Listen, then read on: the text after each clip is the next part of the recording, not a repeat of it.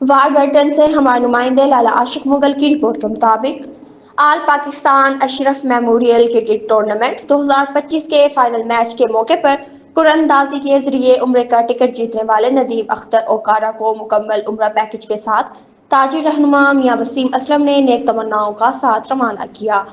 رخصتی کی اس پرمسرت تقریب میں واربرٹن پریس کلب رجسٹرڈ کے صدر آصف الافضل سندھو سمیت معروف سماجی سیاسی شخصیت میاں ذیشان اسلم چودھری رئیس جٹ، عمار گجر، علی زمان شاہ ایڈوکیٹ، علی چودھری ارباب مان بھی موجود تھے۔ میاں وسیم اسلم نے ندیم اختر کو پھولوں کے ہار پہنا کر مبارک سفر کے لیے دعا کی۔